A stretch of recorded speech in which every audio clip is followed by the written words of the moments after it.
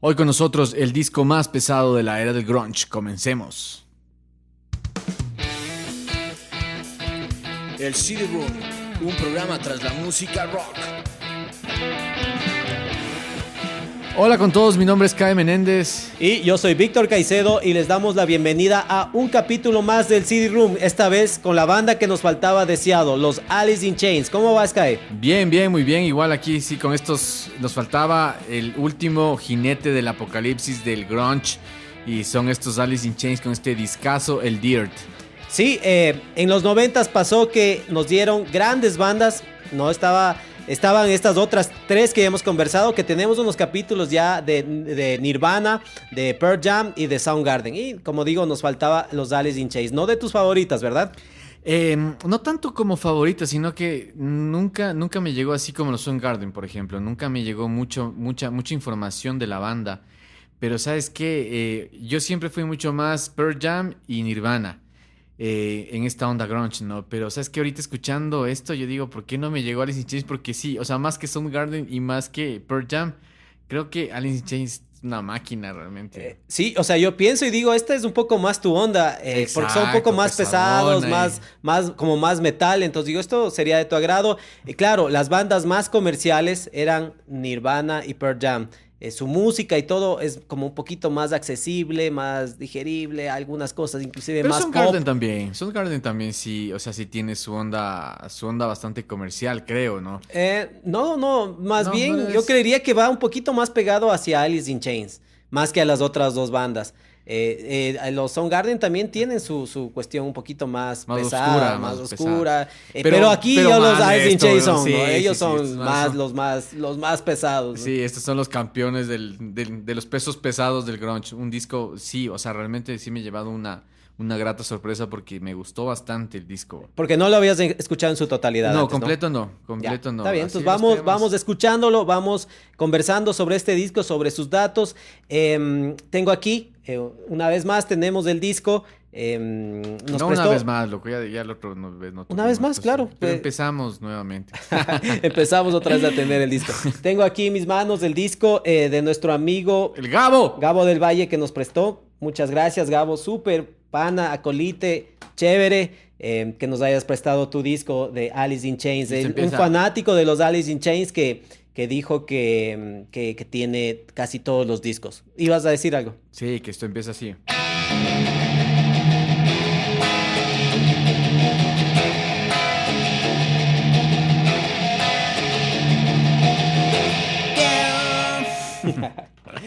Tal cual. Así empezaba el disco, ¿no? Con poder, con fuerza, bueno, así como nos gusta. Oye, ¿sabes qué? Es súper importante que al iniciar un disco aparezcan estas cosas así, ¿no? O sea, estas canciones que te peguen fuertísimo. ¿Sí? ¿Crees que es una buena elección este tema para arrancar? Sí, por supuesto. Porque, ¿sabes qué? De entrada, Lane Staley ya te está asustando. ¡Ay! O sea, ¿qué pasó? Pero chévere, sí, súper chévere. Sí, está bueno. A ver, vamos entonces vamos a los datos del disco. ¿En qué año salió este disco, Kai? La fecha de publicación del disco fue el 29 de septiembre de 1992. La grabación se hizo entre marzo y mayo del 92 en tres estudios, ¿no? En El Dorado, en el London Bridge de Seattle y en el One on One de Los Ángeles. Ajá. Bueno, una sola aclaración. Me parece que en el London Bridge tal vez algo de demo se hizo porque en los créditos del disco aparecen solo los otros dos. O sea, prácticamente grabado en Los Ángeles, ¿no? ¿Ah, sí? Sí. Ya, ok. Los géneros metal alternativo, grunge con la discográfica Columbia y el productor Dave Jarden. Ajá, así es. ¿Quiénes eran los Alice in Chains? ¿Quiénes eran? Ya, teníamos en la voz y en la guitarra, en la voz, bueno, tocó un par de guitarras en el disco a Lane Staley, ¿sí? Que al momento del lanzamiento del disco tenía 25 años. En la guitarra y también en las voces a Jerry Cantrell, que tenía al momento del lanzamiento del disco 26 años. Más que nada los dos eran los que manejaban el tema de composición de banda, letra, música y todo, ¿no? Sí, los dos eran los duros. La verdad es un grupo de dos vocalistas, ¿no? Exacto. Sí. Los dos cantaban un poco más de Lane Staley que mientras estuvo en la banda, pero de ahí en adelante, cuando ya no estuvo y con el otro vocalista, el que ha tomado más control ha sido Jerry Cantrell. Pero los dos cantaban, ¿no? Tienen esta particularidad, los Alice in Chains, de crear estas armonías entre las voces, algo increíble, ¿no? Suena increíble esto. Esto me parece que era una de las cosas más a destacar de los Alice in Chains. Sí, a pesar de que, por ejemplo, hemos visto que en Nirvana también se hacían este tipo de armonías. En el Nevermind se hizo un montón de armonías, pero tal vez mucho más, yo creo que melódicas, ¿no? Como dirigidas a eso. Pero en cambio aquí le meten a unas canciones obscuras, pesadas, unas armonías que le quedan pero perfecto, y es el sello. Yo creo que las armonías de las voces es el sello de Alice in Chains. Lo que pasa también comparando con Nirvana, como dices tú, por ejemplo, en Nirvana, en las grabaciones algunas de estas cosas las hacía el mismo Kurt Cobain. En otras ya estuvo Dave Grohl, pero Dave Grohl solo hacía en ciertas partes, ciertos segmentos. Aquí casi todo el tiempo están haciendo los dos, ¿no? Están acompañándose, súper bien afinados, súper bien pegados, acompasados, o sea, bien pegadas esas dos voces. Sí, y ¿sabes qué? Más que nada Jerry Cantrell, que es el segundo vocalista y guitarrista, que en ciertos momentos también hace como voz principal, pero tiene una capacidad perfecta para hacerle las armonías a Lane, o sea... Súper realmente ahí se alinearon los astros para que estos dos músicos se encuentren en la misma banda, estén en la misma ciudad y puedan darnos esto, ¿no? Este sello característico de los Alice in Chains. Sí. Oye, ¿sabes qué? Hemos topado algunos discos, algunos años, y más que nada nos hemos entrado full en el 94, 95, pero este es del 92, así que necesito la información de qué pasaba en 1992, Víctor. Ya, vamos ahí. Déjame presentar a los otros dos y te voy a contar qué pasaba y también qué discos salieron en el 92, porque parece que no hubiera muchos, ¿no? Sí, parece que hay no un par de mucho. discos del 92. Inclusive tenemos un par de capítulos de discos del 92. Ah, ok. Ya. En el bajo estaba Mike Starr, que al momento del lanzamiento también tenía 26 años. Y en la batería, Sean Kinney, que tenía igual 26 años. Estos eran los 4 de los Alice in Chains. Un cuarteto. Ajá. Con una guitarra, bajo, batería y una voz. Y sí, vocalista, la ¿no? configuración estándar del rock, obviamente Lane Staley que solo cantaba, pero de ahí bajo, batería y guitarra, ¿no? ¿Qué pasaba, como decías, en el 1992? Al momento del lanzamiento del disco, en la Billboard estaba en el top Billy Ray Cyrus, que es el papá de Miley Cyrus, ¿no? Esta chica, esta cantante. Sí. Y estaba también Pearl Jam. No sé si te acuerdas en el capítulo del Ten. Sí, los Pearl Jam no llegaron al top de la Billboard debido en a... el 91, pero... No. 91, ¿no fue acuérdate, eso? en el 91 lanzaron el disco el Ten. Correcto. Y tomó como un año que el Ten explote. Y estamos aquí hablando ya casi al año. Y o sea, al año de que salió el Ten, más o menos salió disco. Sí. Entonces ahí fue que los Pearl Jam no llegaron a dominar por el papá de Miley Cyrus. Sí, el que cantaba el Break Me Down. Algo así, exacto. Sí. Entonces, y también estaba Eric Clapton, ¿no? Con su Unplugged que lanzó en el 1992. Entre el top 10, digamos, de la Billboard estaba también este soundtrack de la película Singles, donde participaron los Pearl Jam y también había música de los Alice in Chains. Ya vamos a topar un poco cuál fue, su participación en esta película. Ya. Las canciones que se destacaron en 1992, que sonaba en la radio que estaba ahí, Creep de Radiohead. Estaba por ahí sonando. Killing in the Name de Rage Against the Machine. Exactamente. Bacán. No Rain de los Blind Melon. Y también. Tears in Heaven de Eric Clapton, que como mencioné sacó su Unplugged, esta canción dedicada a su hijo Connor Clapton. Lindísima, ¿no? esa canción. Yo no cacho cómo el hombre puede cantar esa canción. O sea, sí, realmente sí. Creo que hablamos un poco también eso en el Ten. Pero sí. Digno de hablar en algún momento sobre esta historia de Eric Clapton. Sí, en los Oscars teníamos El Silencio de los Inocentes, una peliculón, La Bella y la Bestia, esta película de Disney animada, y Terminator 2. Fueron como los más galardonados en los de entrega de los Oscars en 1992. Cherazo. Y ¿qué más se estrenó en 1992? El Automatic for the People de R.E.M. ¿Sí? ¿Te ubicas? El disco de Rage Against the Machine, que tenemos el capítulo, el disco debut. El Vulgar Display of Power. De los Pantera, wow. Así, Discazo. exactamente. El Core de los Stone Temple Pilots, Pilots. que también tenemos capítulo. Y como mencioné ya, el Unplugged de Eric Clapton. Estos son algunos de los discos que salieron en ese año, en 1992. ¿Qué pasaba un poco en el mundo para acordarnos?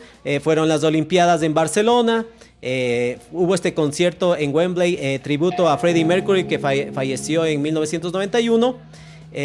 No sé si te acuerdas en este programa en Saturday Night Live, Sidney O'Connor rompe la fotografía del Papa.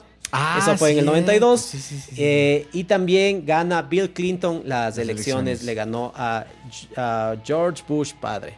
¿Sí? Esto es más o menos lo que pasaba en el mundo. Ajá. Las noticias del mundo. Exactamente. Ok. Yeah.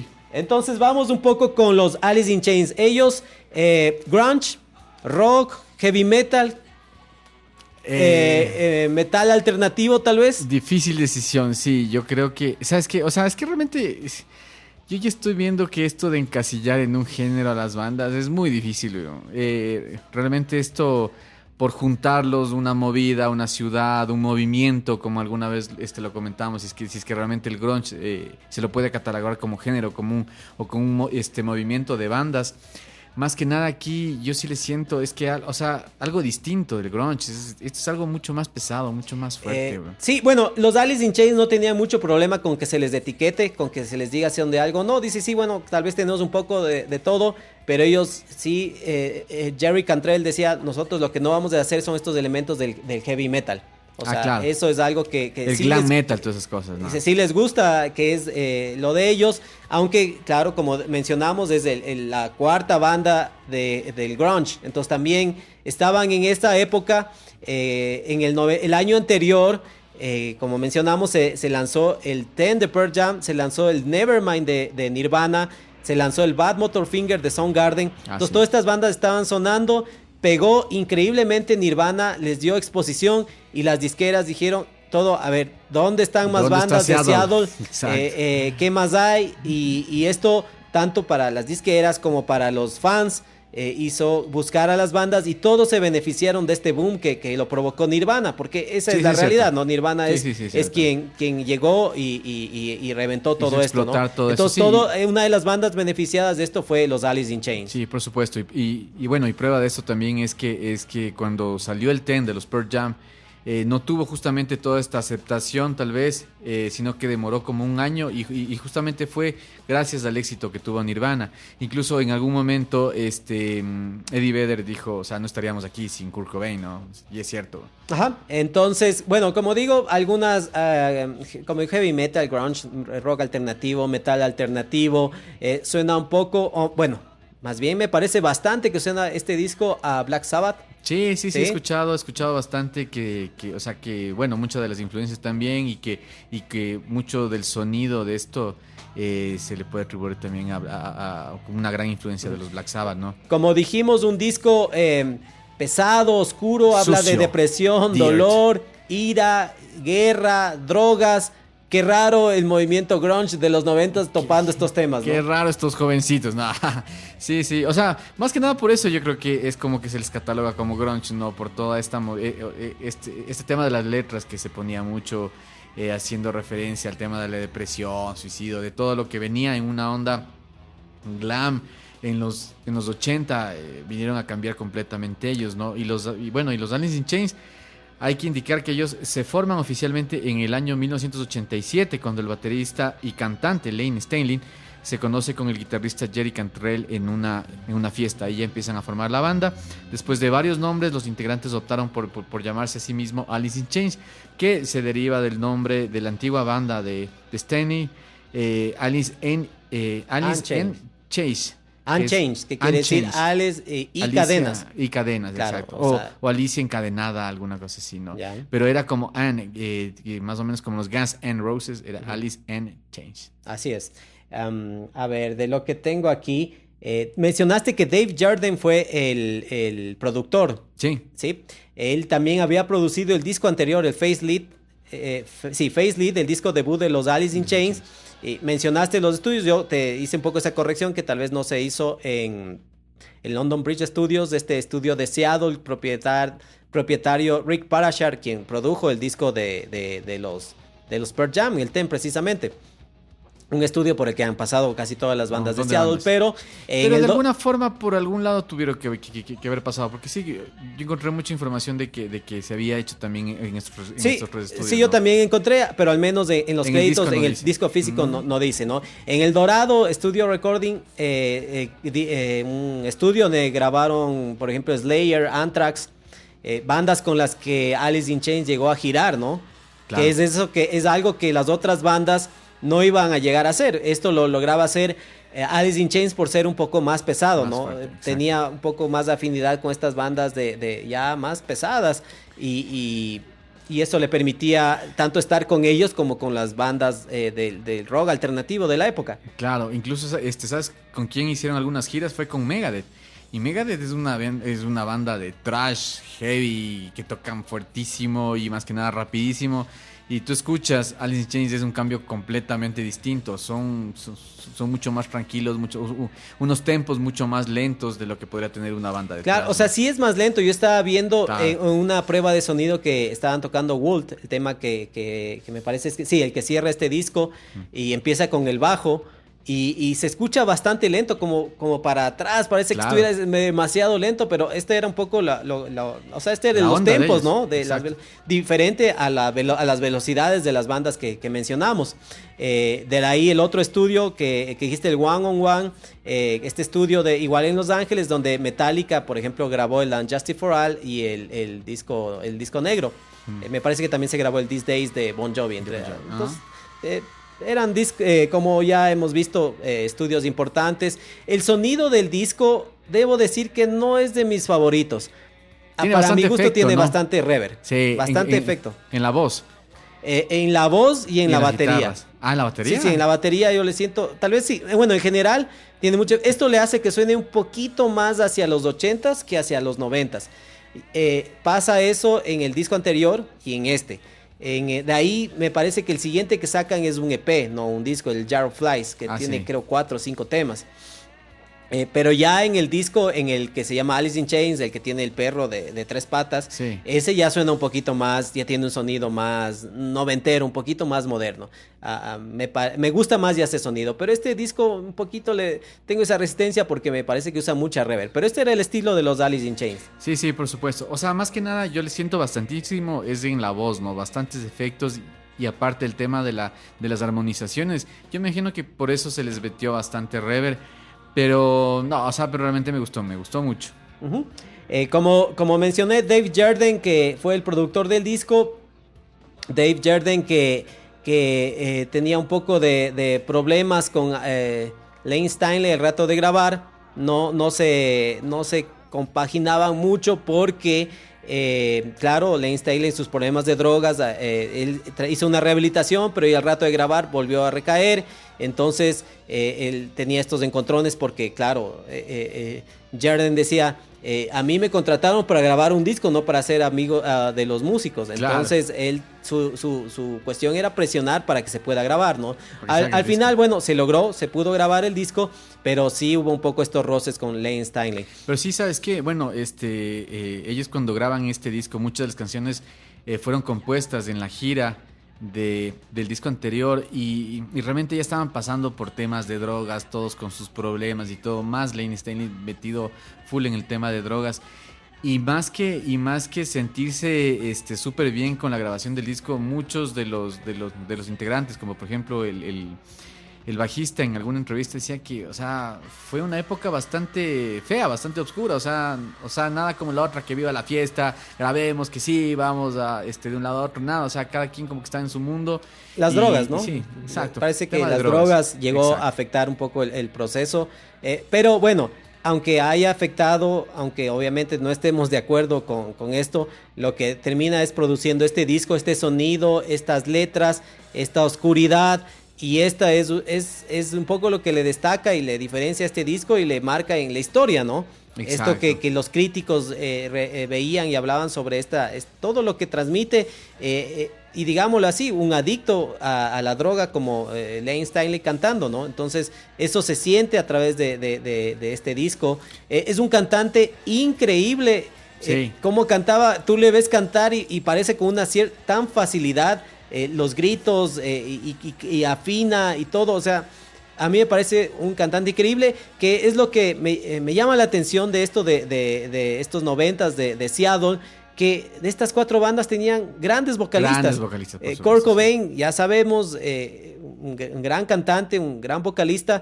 Eddie Vedder también con su estilo, lo conversábamos también con esta facilidad que cantaba, que tú lo mencionabas. Ni hablar de Chris Cornell, otro mega cantante. O sea, que hubo un registro y también increíble aquí con Lane Staley, ¿no? Entonces, todos... Esto es de estas 4 bandas, al menos, súper cantantes, y Lane Staley no se quedaba atrás, ¿no? Sí, por supuesto. Y bueno, o sea, en realidad el disco tiene este sufrimiento, porque yo creo que transmite mucho sufrimiento, mucha agonía. O sea, si es que tal vez otros discos te hablan de un montón de cosas, letras, de temas de guerras, de sexualidad, de un montón de cosas, este disco sí creo que te habla de eso, de agonía, de sentirte triste, de sentirte mal, pero te lo transmite increíblemente. Sabes que este disco, como mencionaste, se grabó en la primavera, en inicios de 1992, y ahí pasó estos disturbios que hubo en Los Ángeles en 1992. Sí. Esto se debió a que hubo una paliza a Rodney King. Lo conversamos en el capítulo de los Rage Against the Machine, pues ellos también sacaron el disco en 1992, y esto fue porque estos oficiales de policía que golpearon brutalmente a este afrodescendiente, esta puede ser una de las causas por las que hubo esto que no cambia claro, hasta los tiempos actuales. Del año anterior mataron hace 2 años. ¿No? El año anterior, en el 2020. ¿En el 2020? Sí, a George Floyd. Fue por esta brutalidad policial. Entonces hubo este problema. Fueron 4 oficiales. Sí, y esto, bueno, no lo mataron, ¿no? Pero le metieron tremenda paliza, y esto derivó en los disturbios de Los Ángeles, uno de los más grandes que ha habido en Estados Unidos. Y Jerry Cantrell en ese entonces estaban listos para grabar, creo que fue a comprar unas cervezas para ir al estudio, y se encontró con la gente que entraba, que saqueaba almacenes. En el tráfico la gente también bajaban, se golpeaban en los autos, o sea, un poco...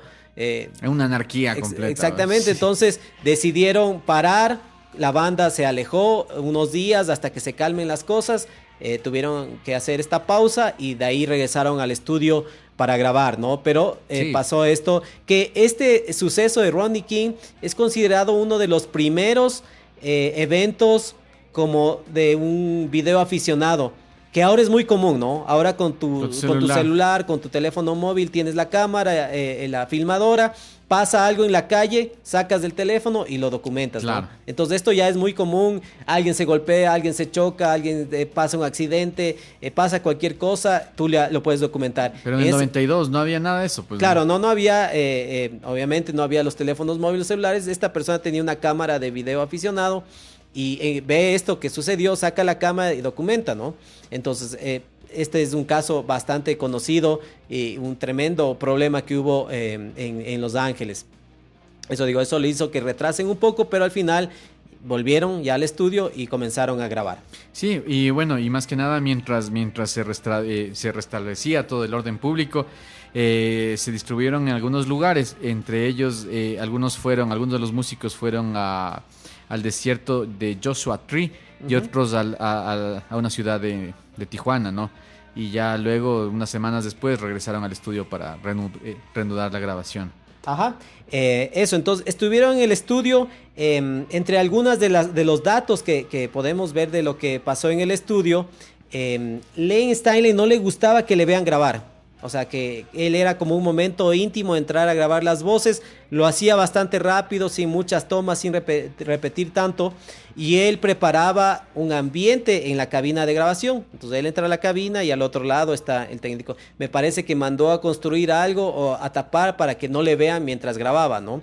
Y él lo que hizo es poner unas velas, un cuadro de La Última Cena, y tenía en un frasco... Su heroína. Y tenía en un frasco un cachorrito, digamos, muerto.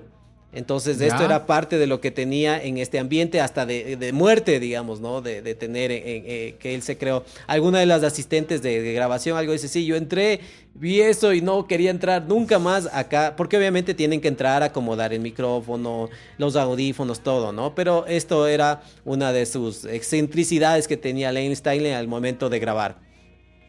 También dice Dave Jerden que Lars Ulrich le dio algunos tips para poder grabar la batería, y Lars Ulrich porque grabó los 2 discos anteriores de Metallica, ¿no? Claro. Como mencioné. Entonces dice que lo que hizo para grabar la batería es contratar unos parlantes, poner los parlantes y por ahí amplificar el bombo, la caja y los toms. Y ahí grabar. Entonces esto le hacía que sea un sonido un poco más grande, más fuerte. Dice él sonaba como una artillería cuando tocaba la batería. Entonces este efecto, que tampoco es que le escucho muy poderosa a la batería. En la mezcla no es nada excepcional. Claro, no se le, o sea, no no está es muy como la presente. batería de Lars Ulrich en el disco negro, que Claro, es una máquina de claro. batería. Pero algunas de estas son un poco de las técnicas que ocuparon, ¿no? Para la guitarra grabaron con 3 amplificadores, separando por tonos, ¿no? Tonos altos, tonos medios y tonos bajos. Esa guitarra, suena increíble, la guitarra de Jerry Cantrell, ¿no? De Jerry Cantrell. A mí me parece Increíble. un sonido increíble. Pese a esto que digo, ¿no? Que tiene bastante reverb, que... No, o sea, no. Tiene un sonidazo. Dave Jerden dijo que las mezclas fueron bastante sencillas. Algunos temas, una media hora los mezclaban, ¿no? Él mismo hizo la labor de productor y también mezcló el disco, ¿no? Así es, ajá. Él mismo mezcló, Dave Jerden. Perfecto. Ajá. Y bueno, los 5 sencillos de este disco todos tuvieron videoclips. Son Wood, Ten Boons, Angry Cheer, Rooster y Down in a Hole. ¿Estás de acuerdo Cancionzazas, con los sencillos? Sí. ¿Te sobra uno? ¿Te falta uno del disco? No. Para mí son unos temazos. 5 sencillos. Hemos visto que algunos tienen 4. Discos muy importantes tienen 5. Y este también tiene 5. ¿No? Y sí, realmente todos son unos temazos, güey. Ajá. ¿A ti? Sí, está bien. Them Bones no sabía que era sencillo. Los ¿Sí? otros sí sabía. Obviamente son temas bastante conocidos de Alice in Chains. Them Bones, el tema que abre el disco, que lo tocaste y que es el segundo sencillo, Them Bones, que es donde empieza gritando, ¿no? Y que es una improvisación de él. No es que estaba pensado, no es que ese rato que estaba grabado, a ver, déjame... le metió esos gritos y quedó. Entonces fue una improvisación de Layne Staley. El primer sencillo fue Wood. Este tema que Jerry Cantrell lo escribió y lo dedicó para su amigo Andrew Wood, que fue el vocalista que tocaba con los que se convirtieron en los Pearl Jam, ¿no? Claro. Y él falleció en 1990, ¿no? En marzo, a raíz de una sobredosis igual por heroína, ¿no? Entonces sí, o sea, esto fue algo que les golpeó a un montón de músicos, ¿no? No sé qué tanto a Kurt Cobain, por ejemplo, pero sí tanto Chris Cornell, o sea, estaban muy amigos, da la impresión, ¿no? de que eran un poquito más pegados estas bandas, ¿no? Alice in Chains, Soundgarden, Pearl Jam. Sí. Jerry Cantrell llegó a vivir en la casa de Chris Cornell.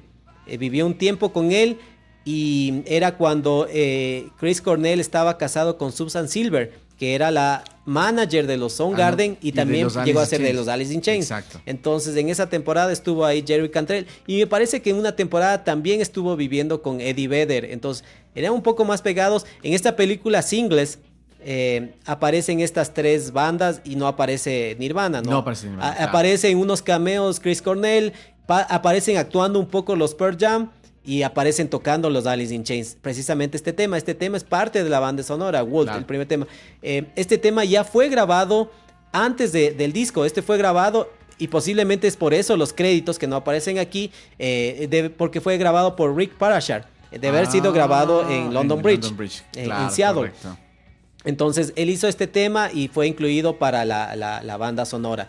Me parece que inclusive ganó un premio algún premio de MTV el video, ¿no? Por la participación en esta película de Singles. Sí, sí, sabes que esta película está escuchando también un poco. Realmente yo no la he visto. Sí, el otro día estaba buscando un poco de información como para poderme ver la película, porque esta película como que retrata toda esta escena de Seattle, el tema súper importante de cómo nacen una banda, ¿no? Y el tema de amigos y todo eso.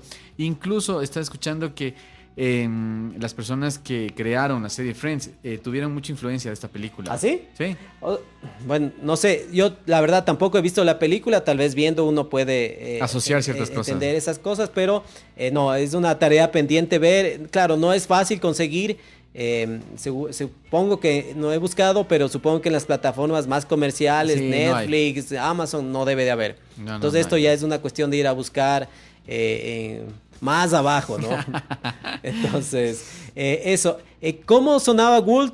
Este tema, que como lo mencionábamos, lo dedicó a Andrew Wood, que también lo dedicó Jerry Cantrell un poco a su mamá, y que falleció, si no estoy mal, en 1987. Entonces era un tema que importante para Jerry Cantrell, estos sucesos que él decía que le golpearon, la muerte de su amigo, la muerte de su mamá.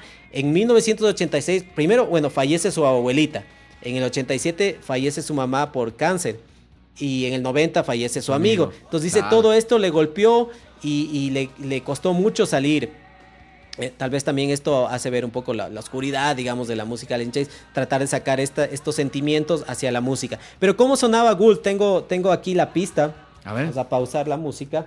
Y cómo sonaba para ver Chévere. qué era, ¿no? Esto que decimos que bastante reverb la batería.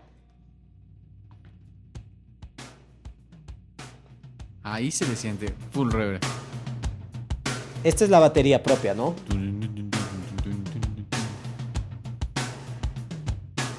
Ujú. Teníamos... Ese bajo también suena impresionante, güey. Chévere, suena bien. Este bajo abre el tema, ¿no? Claro. Y teníamos las guitarras de Jerry Cantrell que decíamos. Cacha que no tiene mucha distorsión. Es algo súper ligero, pero pesado. Misterioso.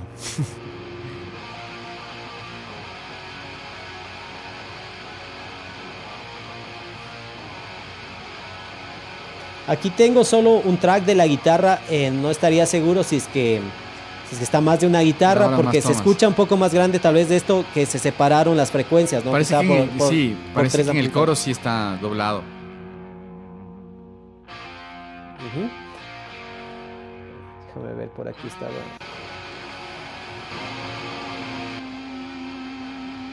Esta es otra guitarra. Aquí debe estar esto.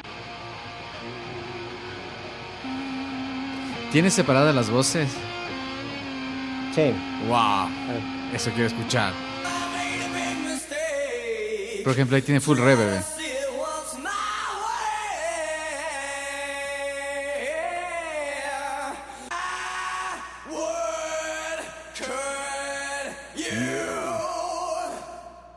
Increíble, oye. Así más o menos sonaba. Oye, ¿y con la otra voz no tienes las armonías? A ver, déjame ver. Sí creo que tengo un pedazo. Oye, ¿sabes qué es súper En chévere? la estrofa, realmente? ¿no? Debe estar eso. Sí. Yo creo que realmente como que no necesitaba mucha reverb la voz, oye, porque es un vocalista increíble. ¿Dónde está? Ese fui yo. Teach thee, young child of love hereafter. Into the flood again. Ahí está la voz solo de... Lane Sí, Stanley. déjame ver si está... Oye, ¿sabes qué? Bueno, nosotros siempre hacemos este... My master Ahí están las Ahí dos está. voces. Sí, Ahí sí, está. aquí faltaba. Increíble. of hereafter. Y suavecito, súper ligera, ¿no? La segunda voz. Jerry Cantrell que decía que Lane Stanley es un poco el que le motivó a cantar, ¿no? Que él no, entonces, pero, o sea, le decía, loco, pero si vos escribiste la canción, dale, canta. Entonces él es un poco el que le motiva a Así él, como ¿no? yo te digo, canta, loco, tu canción. Sí, pero qué distancia entre Cantrell Entonces, dice, Cantrell decía, sí, él me motivó a que yo cante, a que lo haga. Y ahora, digamos, es prácticamente el vocalista de los Alice in Chains, ¿no? Está Sí. este otro cantante, William Duval, que hace esta parte de Lane Stanley, pero me parece que ha quedado siendo la cabeza, el vocalista y todo, el Claro, Jerry Jerry Cantrell Cantrell. con los últimos discos, ¿no? Sí, sí. Oye, pero sabes que, bueno, nosotros hacemos también este tema de los promos, estamos justamente para invitar al capítulo, ¿no?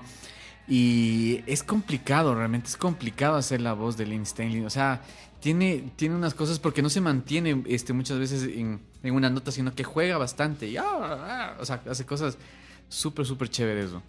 Sí, estoy viendo por aquí, tengo también algo de Down in a Hole de las guitarras. Verás, voy a poner por acá para que escuchen. A ver que aparezca. Pero bueno, eso que mencionabas, ¿no? Que es una, o sea, tú dices ahora en las promos que estuvimos trabajando que no era nada sencillo, pero es que es un tremendo vocalista, ¿no? Tremendo Y vocalista. grita y tiene esta voz tan fuerte. Sí, y como, o sea, y como tú lo dices, si es que tú lo ves cantando en los videos que hay, o sea, no es que el man se esfuerza demasiado, o sea, el man tiene técnica, tiene, o sea, yo no sé, ¿no? O sea, no solo él, sino todos los vocalistas de estas grandes bandas tienen su técnica, saben cómo pararse y cómo sacar sus vozarrones, güey. Ujú. A ver, veamos esta guitarracita por ahí. Estas son las limpias, ¿no? Vamos un poco más adelante.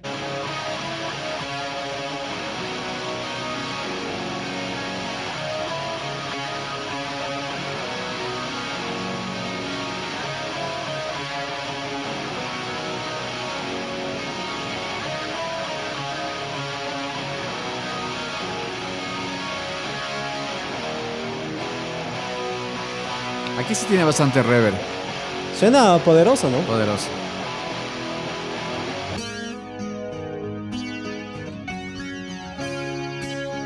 Y cacha que esa canción, o sea, no es tan complicada. Realmente las canciones no tienen tanta complicación como, por ejemplo, los Soundgarden, que sí se complicaban full, güey. Tú que revisaste un poco las guitarras, ¿cómo está lo de las afinaciones? ¿Cómo trabajan ellos? Ya verás, las afinaciones no es una afinación normal. Ellos tocan en mi bemol, o sea, se bajan un medio tono a las cuerdas como para hacerle un poquito más pesada, ¿no? Y creo que incluso son como que de los pioneros en que empezaron no solo con esto, sino que aparte que estaba en mi bemol, bajan también en ciertos temas como en Boone. ¿Ya? Bajan a re, o sea, a re bemol sería. Entonces sí le hacen unas afinaciones medias raras también. No tanto como los Soundgarden, porque Soundgarden también a veces hicieron cosas bastante locas. Pero sí le hacen chévere. Y por ejemplo, Down in a Hole es una canción que tiene prácticamente 3 notas. Un la, un sol y un re. Y así casi es toda la canción. Ujú. Nosotros también son canciones que no son tampoco tan complicadas para tocar, ¿no? Pero son súper, súper chéveres, ¿no? Lo que sí tienen a veces son cambios en los tempos. Tienen unos tempos medio raros. ¿Ah, así. sí? Sí. Ya. A ver, teníamos, bueno, ya Walt, ya hablamos, Them Bones y Angry Chair es otro de los sencillos de esta canción escrita por Lane Stanley, escrita y tocada a la guitarra en el disco. Él hizo y tocó 2 canciones son de él, la letra, la música y tocó la guitarra, Hate to Feel y Angry Chair. ¿Angry Chair cómo era? Angry Chair es...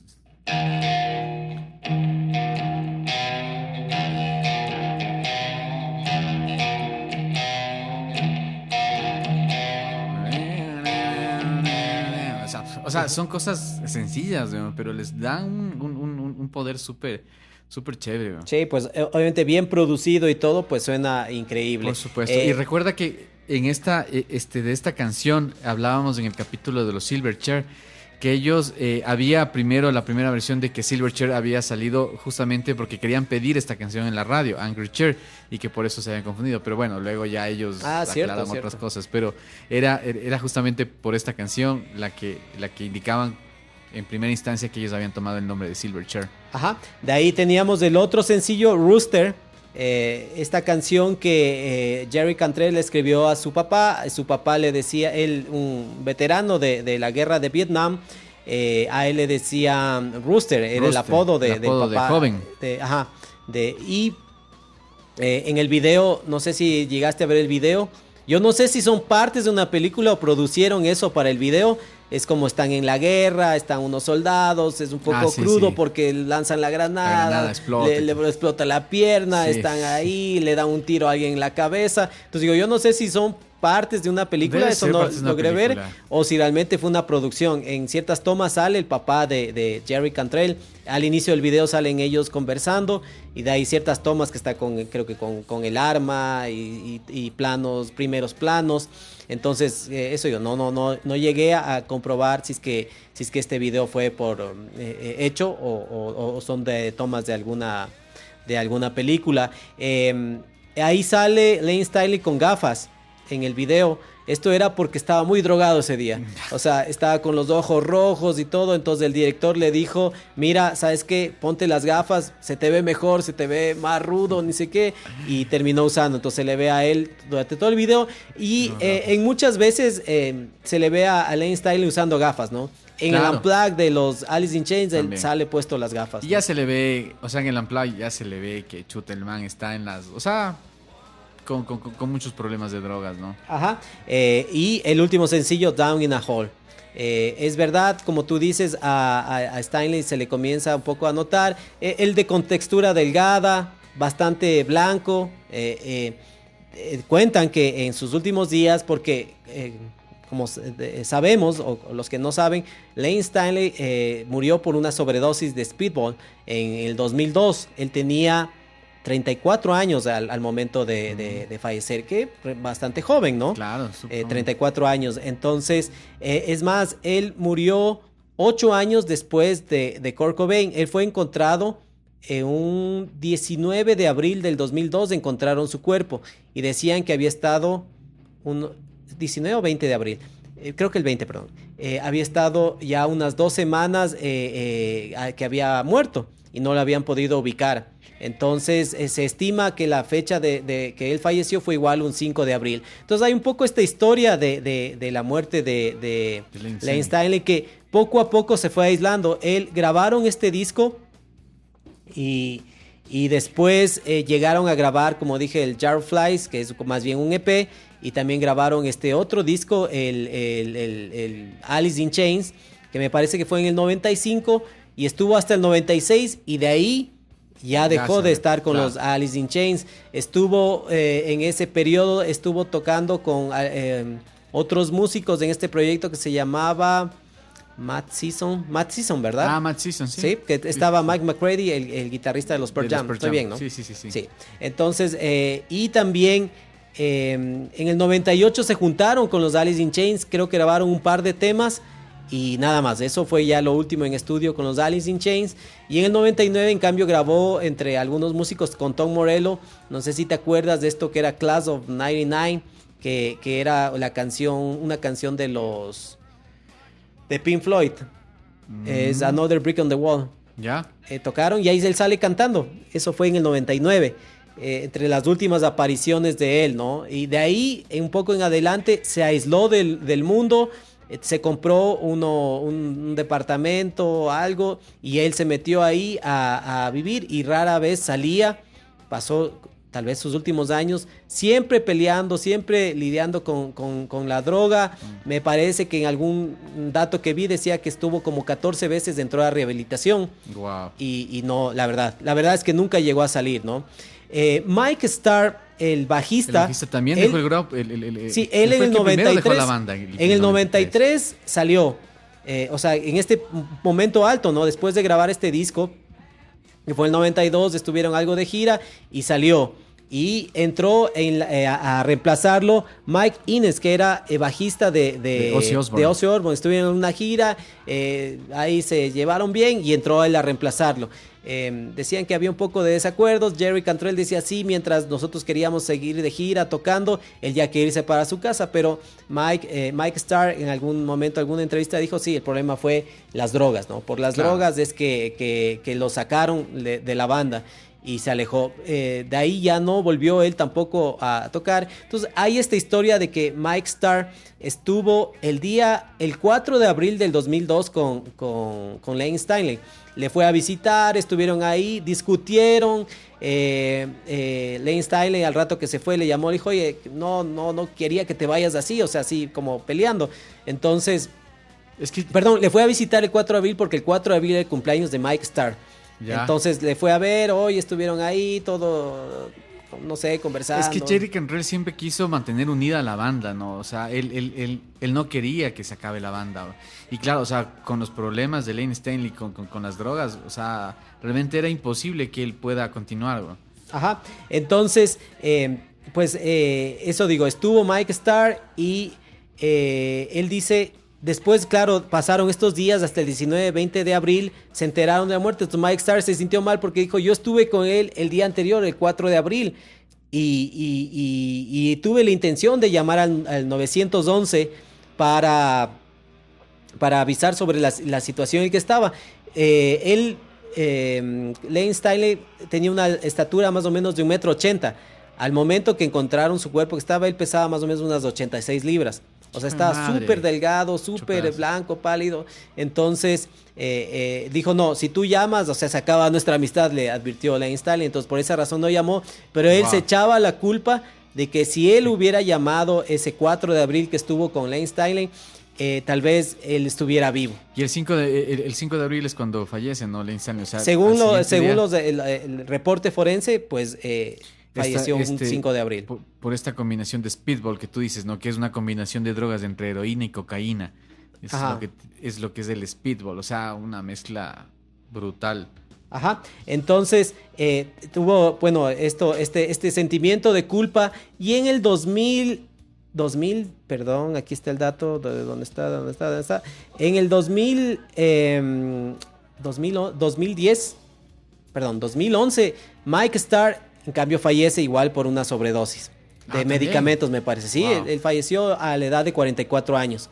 Entonces, me parece que él un poco se fue con esta culpa de que tal vez lo pudo haber salvado, ¿no? Entonces, al menos de esta banda, los que grabaron, 2 miembros ya fallecieron. Este disco fue el último disco en que tocaron los 4 miembros originales, porque ellos llegaron a ser como los fundadores y que grabaron el disco anterior, los EPs y el Dirt, y de ahí ya salió Mike Starr, como lo mencionamos, ¿no?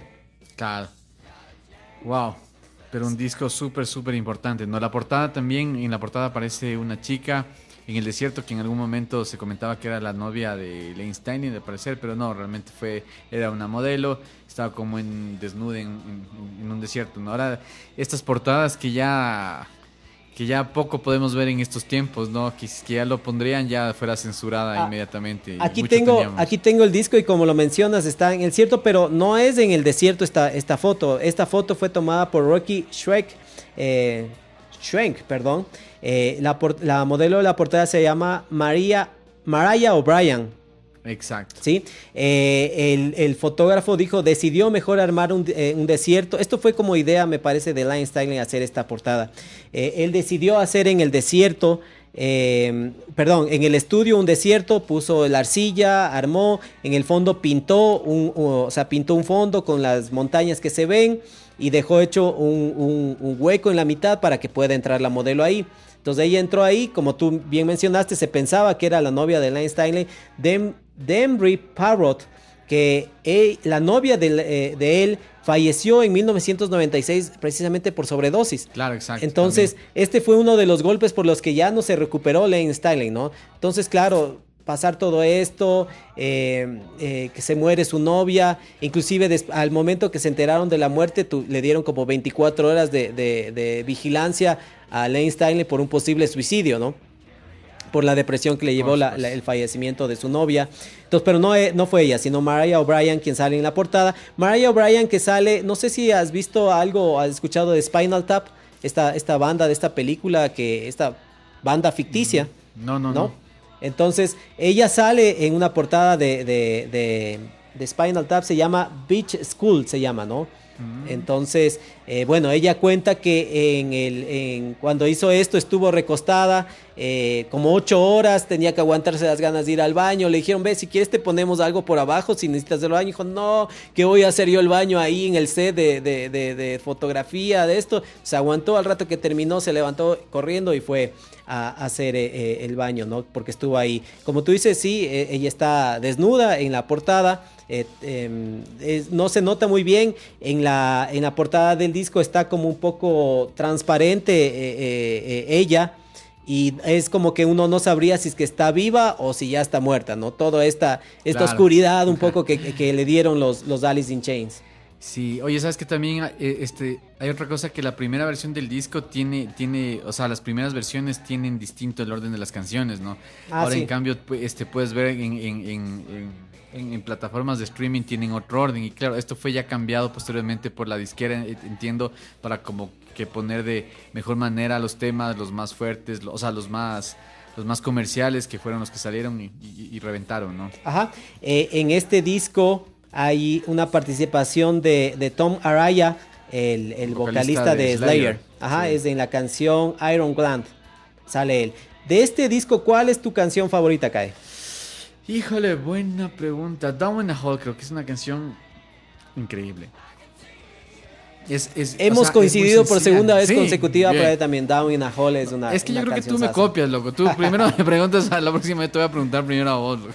Me parece muy bien. Las otras canciones, los otros sencillos me parecen buenísimos, pero Down in a Hole, claro, tiene esa onda un poco oscura también, pero A pesar las de que es una armonías, canción- como cantan. Exacto. Aquí me parece que sí vale una cosa decir, es que los Alice in Chains, me parece que a raíz del Unplugged que lanzaron en 1996, se hicieron mucho más famosos porque demostraron que sus canciones podían sonar de una Exacto, manera acústica, sí. y además se destaca aún más en el Unplugged esta armonía de las voces. Claro. O sea, se nota más, es más hermoso, digamos, de Sí. esa presentación. O sea, que lo puedes acústica. hacer en vivo y que armonicen tan bien en vivo, o sea, es algo increíble. Y acústico, o sea, realmente es súper chévere. De ese lado. hecho, yo me parece que escuché más de los Alice in Chains del Unplugged que los discos. O Que sea, los fue discos, primero. sí puede Entonces, yo tengo en la mente las versiones del Unplugged,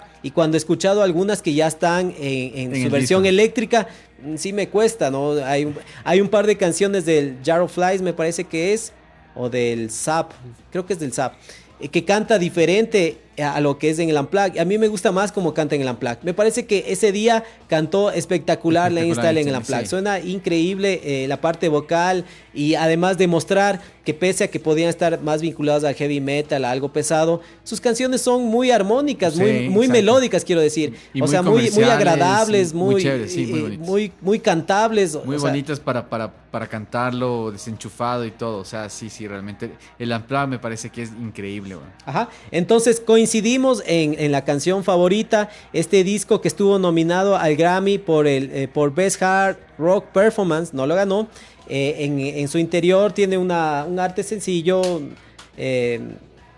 Tiene aquí una ilustración que la hizo Lane Staley, hizo un como sol que está en la parte de atrás. De ahí están las letras, algo muy común, es un cartón un poquito más grueso, este papel, esta cartulina, y ahí están las letras, ¿no? Tiene por ahí una fotografía del grupo y nada más. Pero un disco, la verdad, muy bueno, Muy recomendable. para escuchar. La discografía en sí, me gusta un poco Sí. más algunas canciones del Alice in Chains, del perro, de Del tres perro de tres patas. patas. Ajá. Entonces, pero me parece que tienen muy buenas cosas los Alice in Chains para escucharse. Ya sin Lane Staley, ya fallecido, con William Duval. También han hecho Ahí nueva tienen música, 3 ¿no? discos, sí, 3 discos que sacaron mucho tiempo después. Y Al también menos está interesante, oye. tienen Sí, está buenos escuchando. discos. Buenos, El buenos último, temas. el que sacaron en el 2018, no me acuerdo el nombre, ese sí no me gustó mucho. Ese no le escucho nada especial.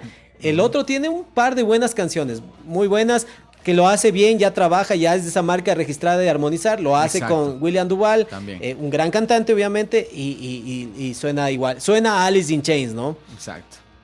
Así es. Entonces creo que eso es lo que les podemos contar, creo que no se nos, ¿No te olvidas no se algo? nos pasa nada, ¿no qué? ¿Seguro no te olvides de algo? No, a Estás ver, olvidando dime. algo. No, Una no. sorpresa para nuestros oyentes. Sí, sí, sí, sí. A ver, en algún momento, hace un par de semanas, logramos sortear un disco. Yeah. Tenemos por aquí el disco, aquí está la cámara. Aquí está el disco, el Unplugged de Alice in Chains, tenemos aquí sellado. Nuevecito, original, sellado nuevo, ajá, ahí lo ves, ¿no? Ahí lo Sí, ves. por supuesto. Entonces, lo vamos a sortear esta semana que lanzamos el capítulo.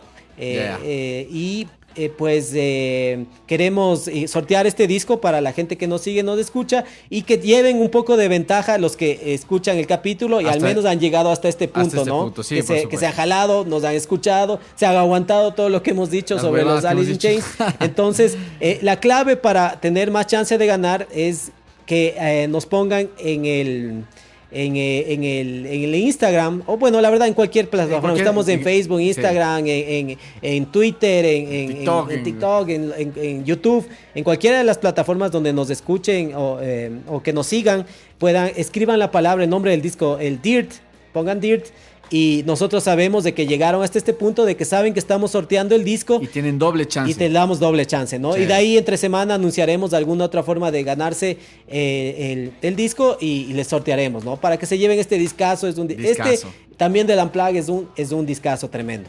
Sí, Entonces, realmente. eso, como decía, eso les contamos. Esperamos que, como digo, lleguen a este punto ahora con este beneficio de poderse llevar el disco, el Unplugged de los Alice in Chains, así sellado, completamente nuevo. Eso, ¿con qué me vas a acompañar para un poco hacer la parte de salida?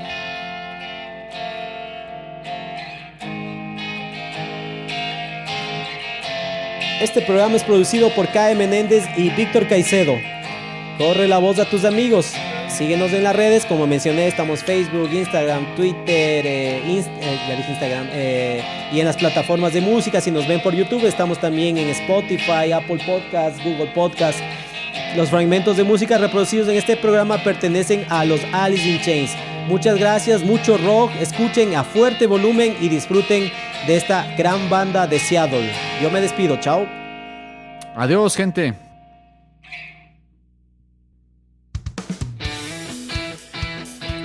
El CD Room, un programa tras la música rock.